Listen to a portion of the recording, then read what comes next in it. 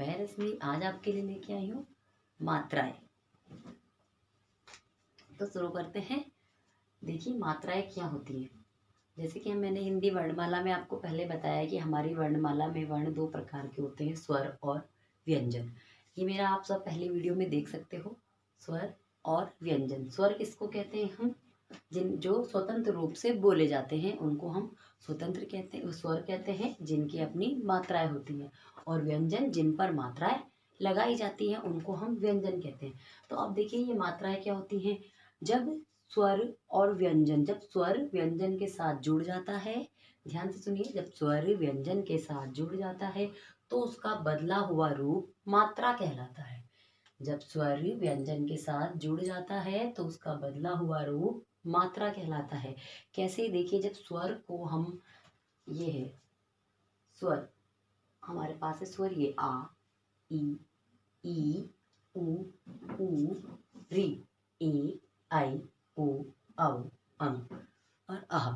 ठीक है, तो ये देखिए कि स्वर और व्यंजन के साथ कैसे मिलेगा। ये है हमारा व्यंजन क। अब हम स्वर को इसके साथ जोड़ रहे हैं। स्वर क्या है, आ, तो हम क्या करते हैं, आ, ये है आ की मात्रा। ठीक है, ऐसे लिखेंगे हम इनको जोड़कर। तो ये क्या कहलाएगी, मात्रा। ये इसमें स्वर जुड़ रहा है, व्यंजन में स्वर हमने जोड़ दिया है। तो ये जो इसका बदला हुआ ये रूप है, ये क्या कहलाता है, मात्रा कहलाता है। जो ये बदला हुआ रूप है ये क्या कहलाएगा, मात्रा। तो हम इसको पढ़ेंगे क्या, का में आ की मात्रा, क के पीछे लगती है आ की मात्रा हमेशा, का। तो ये होगा मात्राएं। स्वर और व्यंजन जब जुड़ जाते हैं, जब स्वर व्यंजन के साथ जुड़ता है तो उसका जो बदला हुआ रूप होगा वो मात्रा कहलाएगा। सिर्फ एक लाइन याद करनी है कि जब स्वर व्यंजन के साथ जुड़ जाता है, ये देखिए प्लस के साथ, जब स्वर व्यंजन के साथ जुड़ जाता है तो ये जो बदला हुआ इसका रूप है वो हमारा मात्रा कहलाएगा। आप देखिए स्वर कौन कौन से होते हैं, अभी मैंने बताया अंग से अह। ठीक है, तो आ से, आ जो हमारा स्वर है इसकी कोई मात्रा नहीं होती है।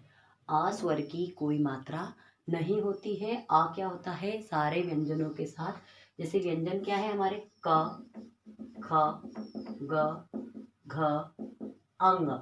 आप देखिए हम बोल रहे क तो आवाज आ रही है आ, ख आवाज आ रही है आ। अब कैसे, ये देखिए, क प्लस आ हो जाएगा का। अब हमने ये हलंत क्यों लगाया है, ये हलंत लगने का मतलब है कि ये अभी स्वर ही है, अभी इसमें स्वर नहीं है। तो जब स्वर के साथ नहीं लिखेंगे इसको तो इसमें हम हलंत लगाएंगे। अब जब हम इसको ऐसे लिखेंगे तो इसका मतलब इसमें आ भी है, इसमें आ स्वर है और इसमें अस्वर नहीं है, तो हम इसमें लगाते हैं हलंत। हलंत क्या होती है, एक छोटी टेढ़ी रेखा होती है। ठीक है, अब जब ये हलंत लगता है तो इससे हमें पता चल रहा है कि ये क्या है, आधा क है, इसको हम आधा क भी कहते हैं। आधा क प्लस उसमें जब हम स्वर मिलाएंगे आ तो वो बनेगा क, अपने क मूल रूप में आ जाएगा, ये है क। तो अ की कोई मात्रा नहीं होती है। अ क्या होता है, सारे व्यंजन में रहता है, सारे व्यंजन में छिपा रहता है अ। इस तरह से हम इसको याद रखेंगे। अब देखिए मात्राएं हमारी क्या है, आ, जो आ स्वर की मात्रा होती है वो हमेशा वर्ण के पीछे लगती है। आज इसमें हम ध्यान रखेंगे कि कौन सी मात्रा, ये सीखेंगे हम कि कौन सी मात्रा वर्ण के पीछे लगती है, कौन सी मात्रा वर्ण के आगे लगती है, कौन सी ऊपर लगती है और कौन सी मात्रा नीचे लगती है। अब देखिए आ की मात्रा ये क्या होती है, खड़ी पाई। आ की मात्रा देखिए कैसे, एक स्टैंडिंग लाइन आपको दिख रही है, ये है आ की मात्रा।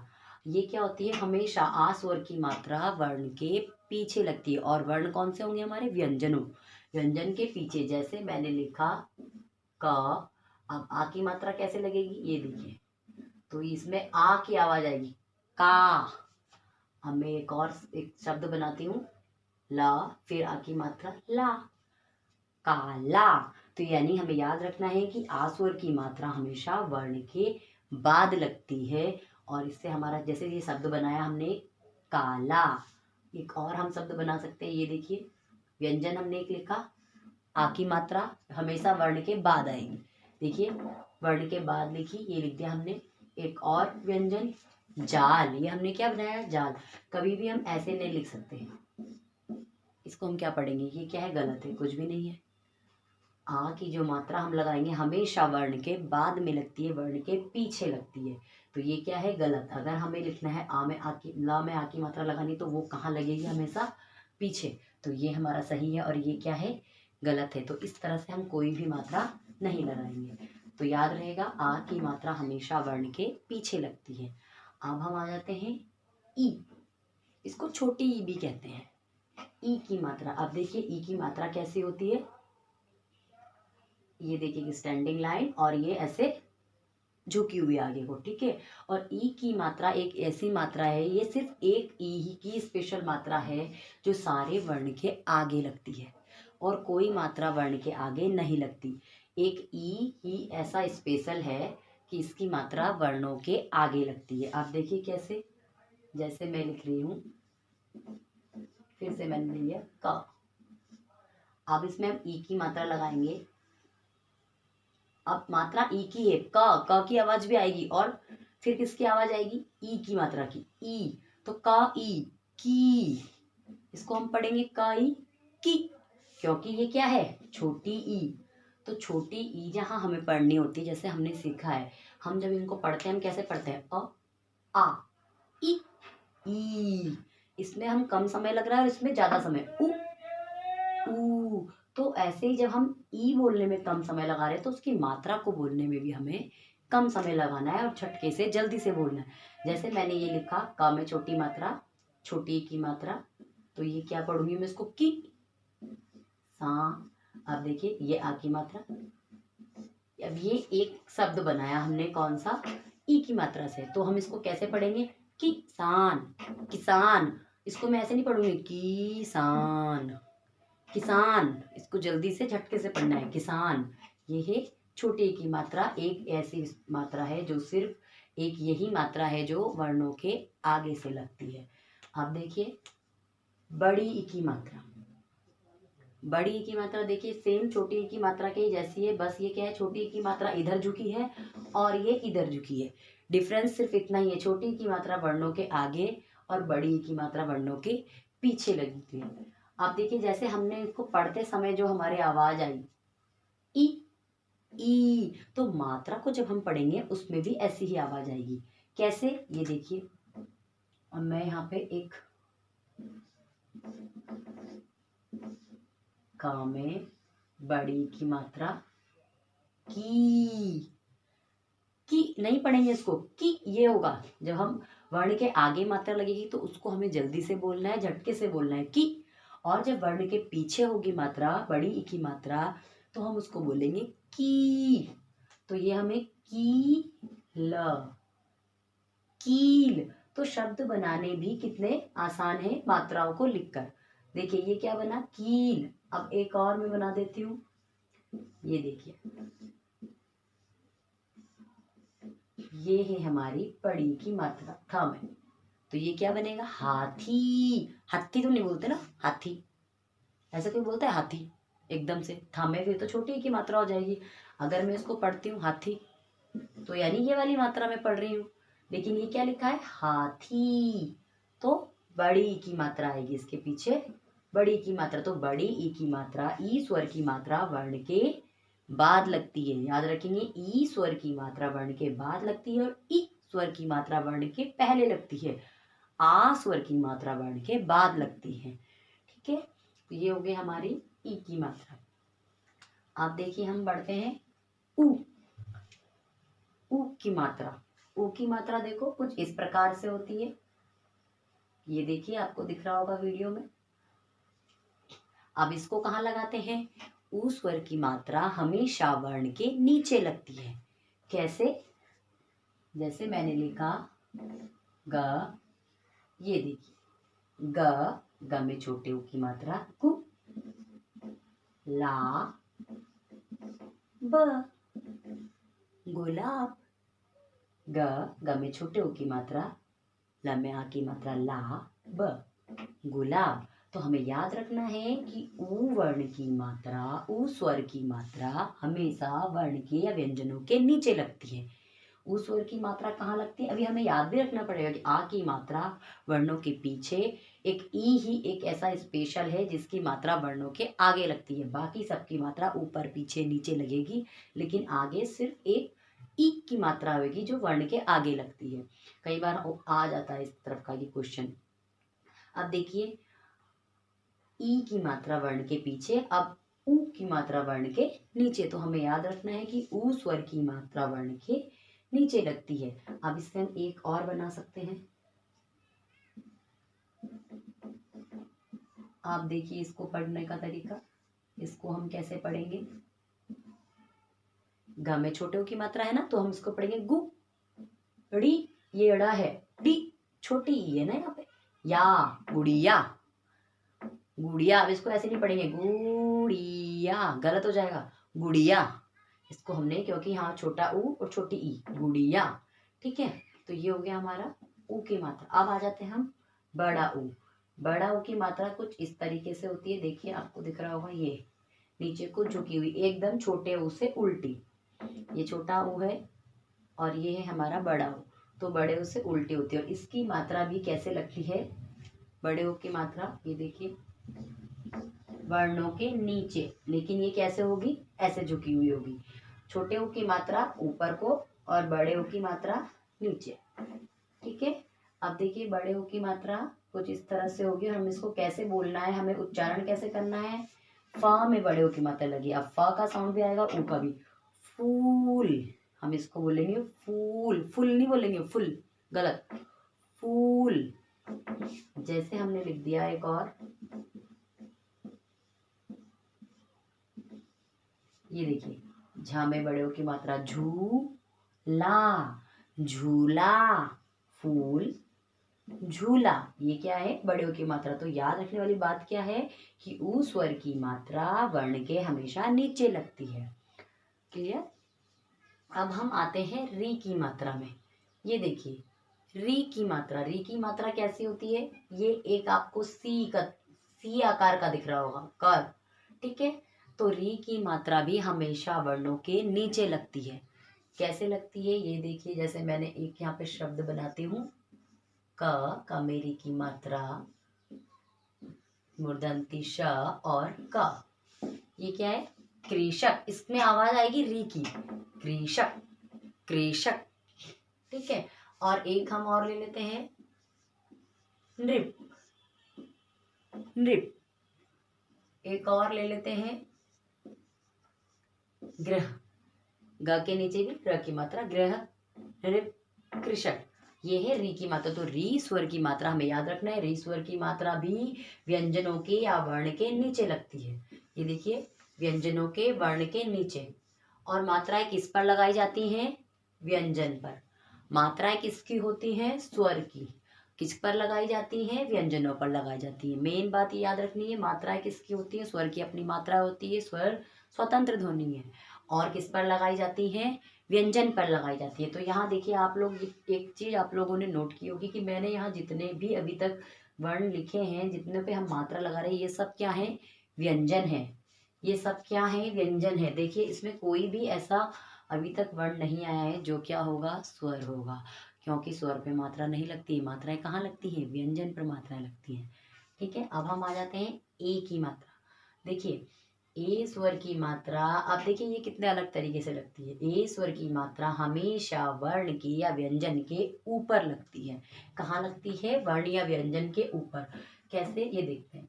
देखिए म क्या है, एक व्यंजन है। अब इसके ऊपर हमें कैसे लगानी है मात्रा, ये देखिए दिख रहा है, एक गोली बना के स्लैंटिंग लाइन, ठीक। और ये किसकी मात्रा है, ए की मात्रा है, तो इसी का साउंड आएगा। जिसकी मात्रा होगी वही हमें आवाज ध्वनि सुनाई देगी। अब ये ए की मात्रा है, तो हमें क्या, माँ में हमने ए की मात्रा लगाई है, तो हम इसको बोलेंगे मे ला, मेला। क्या हमारा शब्द बना, मेला। तो ये माँ भी क्या हो गया, एक व्यंजन है जिसपे हमने मात्रा लगाई है, ठीक है। मेला, मेला।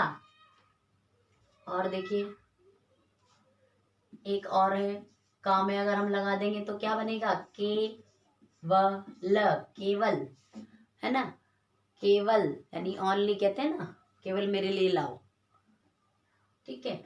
अब ये हो गया, ए की मात्रा हमेशा वर्णों के या व्यंजनों के ऊपर लगती है। हमें याद रखने वाली बात है, ए स्वर की मात्रा हमेशा वर्णों के ऊपर लगती है। सेम ये देखिए, ए आई, आई की मात्रा भी सेम ऐसे ही है, ये भी कैसे लगेगी इसके ऊपर। देखिए ये देखिए, एक मेरे पास व्यंजन है माँ, माँ में आई की मात्रा कैसे, देखिए यहाँ इन मात्राओं में सिर्फ कितना फर्क है। ए की मात्रा में एक गोली बना के स्लैंटिंग लाइन किया है, ठीक है, और जब आई की मात्रा आएगी तो सेम वही दो मात्रा लगानी है, ठीक है। दो मात्रा पहचाननी है, दो मात्रा है तो आई की है और एक मात्रा है तो ए की है, ठीक है। अब देखिए ये मैंने लिखा माँ, माँ एक व्यंजन है, यहाँ ध्यान देंगे आप लोग कि व्यंजन के ऊपर ही मात्राएं सारी लग रही है, ठीक है। मैं ना, अब इसको हमने बोला मैं, इसको हम बोल रहे हैं मैं, क्योंकि हमारा यहाँ पे ए और ए तो वही हमारा मात्राओं में साउंड आएगा, मैं, इसलिए मैंने दोनों सेम म लिखे हैं ताकि आप लोग कंफ्यूज ना हो। ए मैं, तो मेला, इसको मेला नहीं बोल सकते हम लोग, इसको मेला बोलेंगे। अब इसमें यहाँ दो मात्रा है तो इसको हम क्या बोलेंगे, मैना, इसको हम बोलेंगे मैना, ठीक है। जैसे मैंने एक और लिख दिया, अब ये हो गया नैन, इसको नेन नहीं बोल सकते हम, नेन तो ये हो जाएगा, अगर नेन, कई सारे बच्चे इसको पढ़ते हैं नेन, कई सारे लोग इसको पढ़ते हैं नेन, तो ये नेन ये होगा, अगर नेन इसको पढ़ेंगे तो ये गलत है ना। ये है दो मात्रा है, ए की मात्रा है तो साउंड आएगा हमारा ए का, नैन, ठीक है। नैन किसको कहते हैं, आइस को कहते हैं ना, देख। अब देखिए, तो याद रखना है कि ए में एक मात्रा और साउंड क्या, ए का साउंड, और ए में दो मात्राएं होंगी, ठीक है। ये उसके ऊपर दो स्लैंटिंग लाइन दो करनी है, दो गोली, ठीक है। ये इससे हमें आसानी से ये याद रहेगा, ठीक है। ए और ए में मैं, ओके। अब ये देखिए, यहाँ जाते हैं हम ओ की मात्रा।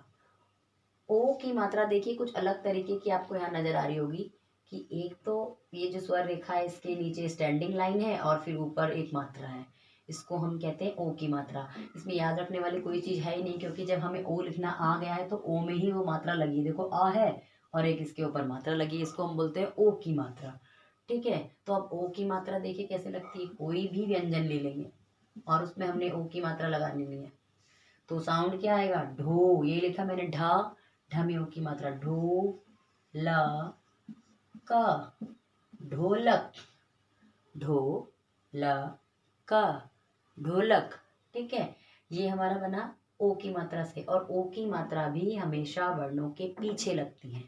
जैसे हमने लगाई थी ई की मात्रा वर्ण के पीछे लगेगी, ओ की मात्रा वर्ण के पीछे लगेगी। याद रखना है ए और आई की मात्रा वर्णों के ऊपर आ रही है, ये बात भी याद रखनी है, वर्ण के ऊपर है।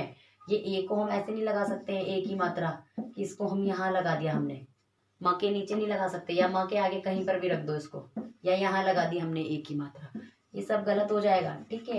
ये चीजें याद रखनी है, ए की मात्रा हमेशा वर्ण के व्यंजन के ऊपर आएगी और आई की मात्रा भी ऊपर आएगी, ओ की मात्रा पीछे आएगी। ये देखिए, पहले मैंने व्यंजन लिखा या वर्ण लिखा, मैंने पहले आप कह सकते हो, फिर उसके बाद मैंने ये मात्रा यहाँ से स्टार्ट करी है, ये हो गया ढोलक, ठीक है। समझ में आ रहा है सबको।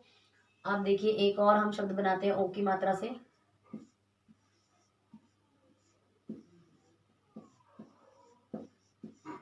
ये देखिए ब के पीछे मैंने मात्रा लगाई है, ये ओ की मात्रा पीछे, ऐसे नहीं लिख सकते हम इसको कि ये बोलना हो जाएगा, ये क्या है, गलत है, ऐसे हम कभी भी नहीं लिख सकते, क्योंकि जो ओ स्वर की मात्रा है वो हमेशा वर्ण के व्यंजन के पीछे लगती है, तो ऐसा हम कभी भी नहीं लिख सकते और ना ही ये सही है, ठीक है। तो हमें क्या करना है, पहले हमें व्यंजन लिखना है अपना वर्ण, उसके पीछे से ओ की मात्रा लगानी है, तो ये क्या हो गया, बोलना, साउंड ओ का ही आएगा, हम जो मात्रा लगाएंगे उसी की हम ध्वनि निकालेंगे, साउंड यानी उसी का हम आवाज निकालेंगे। अब हम ऊ की लगा रहे हैं ग में तो गु बोलेंगे, फा में बड़े ऊ की लगा रहे तो फू बोलेंगे, ई का में हमने छोटी ई की लगाई है तो की, अब बड़ी की लगाएंगे तो की, ठीक है। आ की मात्रा लगाएंगे तो आ की आवाज आएगी, का। अब ला में लगाएंगे तो ला की आवाज आएगी, ज में लगाएंगे तो जा की आवाज आएगी, ता में लगाएंगे तो ता की। जिस भी वर्ण के पीछे हम वो मात्रा लगा रहे हैं उसी का साउंड आएगा, यानी उसी की आवाज आएगी। अब देखिए एक और चीज है औ, अब इसको ओ पढ़ते हैं और इसको औ, कई बच्चे इसको ओ, या कई सारे लोग क्या करते हैं, इसको ओ पढ़ते हैं और इसको भी ओ पढ़ते हैं, जबकि इन दोनों में कितना फर्क है, ओ और औ, ऊ की आवाज आएगी औ, तो ये होगा हमारा औ, ये है ओ, और ये है औ। अब औ की मात्रा भी हमेशा वर्णों के पीछे लगती है, वर्णों के बाद लगती है। आप इसको ऐसे भी याद रख सकते हैं या अपने जो आपका समझने का तरीका हो, आप इसको कह सकते हैं वर्ण के पीछे लग रही है मात्रा, या आप इसको कह सकते हो वर्ण के बाद लग रही है मात्रा। तो बाद वाला ज्यादा अच्छा है कि वर्ण के बाद मात्रा लग रही है, तो वो आपको याद रहेगा कि ई स्वर की मात्रा वर्ण के बाद है, ओ स्वर की मात्रा वर्ण के बाद है, औ स्वर की मात्रा वर्ण के बाद में लगेगी। अब देखिए औ, जैसे औ से क्या बनेगा, ये देखिए क, पहले मैंने क लिखा, क के बाद मैंने लिखा औ की मात्रा, और फिर ये लिख दिया आ, कौवा। हम इसको कोवा तो नहीं पढ़ते, कोवा तो गलत है, कोवा अगर हम पढ़ेंगे तो फिर वो तो ये ओ हो जाएगा, कोवा, कौवा, कौ, औ है ना, तो आवाज आएगी कौ आ, कौवा। तो इसलिए हम इसको कौवा, कौवा नहीं पढ़ते, कई सारे लोग पढ़ते हैं कौवा, कौवा नहीं होता, लेकिन कौवा अगर हम प्रोनाउंस जैसा हम उच्चारण करेंगे वैसा ही हम बोलेंगे, और फिर लिखने में भी हमारा वही आता है। तो ये है औ की मात्रा। अब देखिए इसमें एक और होता है, ये न, न में औ की मात्रा, और का, नौका, इसको लोग बोलते हैं नौका। अरे नौका कैसे हो जाएगा, नौका होगा तो एक मात्रा होगी ना, अगर इसको नौका पढ़ेंगे तो ये तो एक मात्रा होगी, ओ की मात्रा होगी। अगर उसके ऊपर दो मात्राएं हैं वो औ की मात्रा, तो हम उसको बोलेंगे नौका, इसको नौका पढ़ा जाएगा, नौका नहीं पढ़ सकते हम इसको, ठीक है, कौवा, नौका। ठीक, अब हम आ जाते हैं अंग की मात्रा। आप देखिए अंग की मात्रा के लिए क्या करेंगे, जो हम अंग की मात्रा पढ़ेंगे तो इसको हमें दो रूप है अंग की मात्रा को, एक तो है बिंदु और एक है चंद्र बिंदु। ये देखिए अंग की मात्रा, ठीक है, एक तो अंग की मात्रा ये हो गया बिंदु इसका, ठीक है, और एक इसका रूप क्या है, चंद्र बिंदु। चंद्र बिंदु यानी चंद्रमा, चांद और बिंदु, और एक है सिर्फ बिंदु। तो इसके ये जो चंद्र बिंदु है ये तो हिंदी में यूज होता है, और जो ये बिंदु है ये ज्यादातर संस्कृत में, ठीक है, चंद्र बिंदु संस्कृत में यूज नहीं होता है, और बिंदु कहाँ होता है, संस्कृत में यूज होता है, संस्कृत हिंदी दोनों में, चंद्र बिंदु सिर्फ हिंदी में यूज होता है। अब देखिए ये चंद्र बिंदु, इसको भी हम अंक की मात्रा बोलते हैं, और इसको भी हम चंद्र बिंदु की मात्रा, ये भी अंक की मात्रा होती है। देखिए इसको लिखते कैसे हैं और पढ़ते कैसे हैं। और अंग जो है ये अंग स्वर की जो मात्रा है वो हमेशा वर्ण के ऊपर लगती है, स्वर रेखा के ऊपर आई। ये जो स्वर रेखा होती है ना जिसको स्लीपिंग लाइन कहते हैं, जब हम कोई लिख रहे हैं, अब मैंने लिखा प त और ग, ठीक है, प त ग, अब ये होगी हमारी स्लीपिंग लाइन, इसको हम कहते हैं स्वर रेखा। देखिए ये लगा दी मैंने अंग की बिंदु, तो क्या आवाज आएगी, पतंग, अंग। हम अंग पढ़ेंगे ना तो इसको पतंग, अगर हम ये नहीं लगा रहे हैं अंग की मात्रा तो ये क्या पतंग, पतंग तो कोई वर्ड नहीं है, अब पतंग हमने उसको करना है, तो ये देखिए पतंग, ये हो गया ना पतंग, तो ये हमारी हो गई अंग की मात्रा। अब चंद्र बिंदु से क्या है, अब एक बात और याद रखनी है कि ये अगर ये अंग हमने ऐसे लिखा है तो हम इसको कहते हैं अनुस्वार, हम इसको कहते हैं अनुस्वार। अनुस्वार का मतलब इसका जो हम मात्रा निकालेंगे वो सिर्फ नाक से आवाज आएगी, और एक है ये चंद्र बिंदु वाला, इसको हम कहते हैं अनुनासिक, जिसमें चंद्र बिंदु है उसको हम क्या कहते हैं, अनुनासिक। तो इसमें जो है आवाज कहाँ से आएगी, नाक और मुंह दोनों से, नाक और मुंह दोनों से साउंड आएगा। अगर हम चंद्र बिंदु लगा रहे हैं तो साउंड दोनों से आएगा, मुंह से भी और नाक से भी, इसको कहते हैं अनुनासिक, और इसको क्या कहते हैं, अनुस्वार। अब देखिए कैसे, नाक और मुंह से कैसे, अब मैं लिख रही हूँ,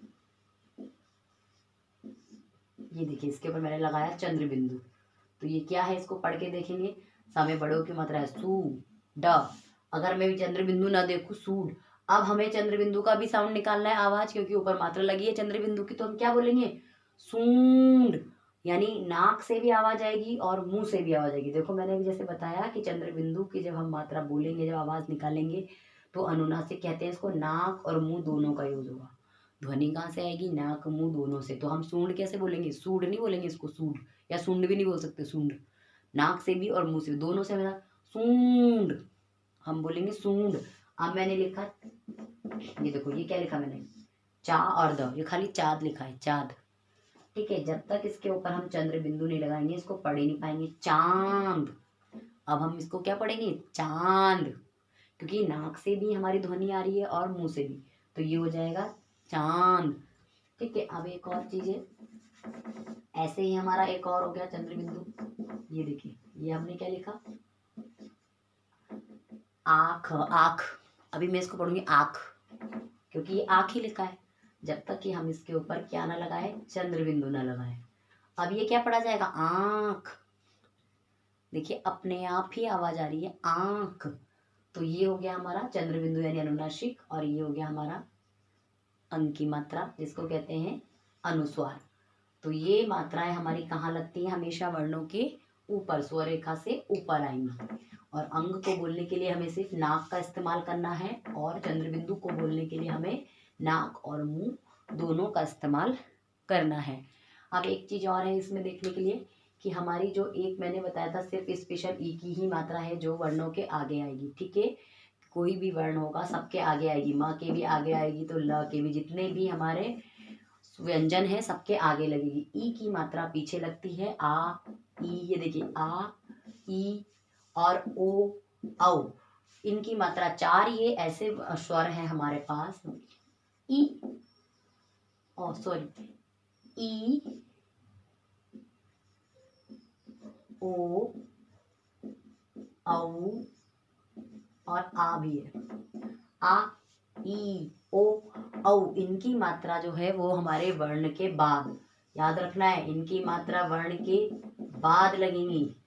कोई भी इनमें जब हम इनकी मात्रा लगाएंगे तो व्यंजन के बाद लगेंगी हमेशा। और ई की मात्रा पहले, ई की मात्रा वर्णों के व्यंजनों के पहले लगेंगी। और छोटा ऊ, बड़ा ऊ, री, छोटा ऊ, बड़ा ऊ, री, इन तीनों की मात्राएं कहाँ लगेंगी, वर्णों के नीचे लगेंगी। ठीक है, वर्णों के नीचे, याद रखना है। आ, ई, ओ, औ की मात्रा लगेंगी वर्णों के बाद में, ई की मात्रा वर्ण के पहले लगेगी, ऊ, ऊ, री की मात्रा वर्णों के नीचे लगेंगी। और ए,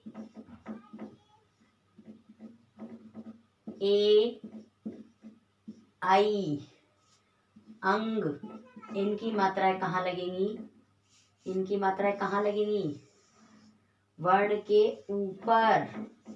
कहाँ लगेंगी, वर्णों के ऊपर, यानी स्वर रेखा के ऊपर लगेंगी। तो ये याद रखना है कि कौन से स्वर की मात्रा कहाँ लगनी है। ई, ओ, औ, आ की मात्रा बाद में लगती है, ई की मात्रा पहले लगेगी, ऊ, री की मात्रा नीचे लगेगी, और ए, आई, अंग की मात्रा वर्णों के ऊपर लगेगी। ठीक है, ये आपको याद रखना है। और एक और है हमारा आहा, आहा हमारा रह गया है। देखिए आहा की मात्रा कहाँ लगेगी, आहा खाली बोलते हैं ना, विसर्ग जिसको हम कहते हैं आहा। ये देखिए आहा, आहा की मात्रा कहाँ लगती है हमेशा, ये वर्णों के बाद। जैसे मैंने लिखा पुनः, और ह की आवाज आती है, ये देखिए, ये ऐसे लगेगी हमेशा, आहा की मात्रा वर्ण के बाद लगेगी, आ की मात्रा भी बाद। यहाँ पे आहा, विसर्ग की मात्रा भी वर्णों के बाद लगेगी, पुनः, मूलतः, अतः, देखिए सब में बाद में आ रही है, अतः। ठीक है, तो अह की मात्रा यानी विसर्ग की मात्रा वर्णों के बाद लगेगी, ई, आ, ओ, औ की मात्रा बाद में लगेगी, ई की मात्रा वर्णों के पहले लगेगी, और ऊ, री की मात्रा वर्णों के नीचे लगेगी। और देखिए ए, आई, अंग की मात्रा वर्णों के ऊपर लगेगी। कोई बचा है, नहीं, हो गया सब क्लियर। ये देखिए, तो इससे आज की वीडियो में आपको कैसा लगा है, मात्राओं का पूरा ज्ञान मिला है, कौन सी मात्रा पहले, बाद में, नीचे, ऊपर, पीछे लगेगी, ये सब आपको जानने के लिए मिला है। तो अगर आपको आज का वीडियो मेरा अच्छा लगा है तो वीडियो को लाइक कीजिए और हमारे चैनल को सब्सक्राइब कीजिए। धन्यवाद।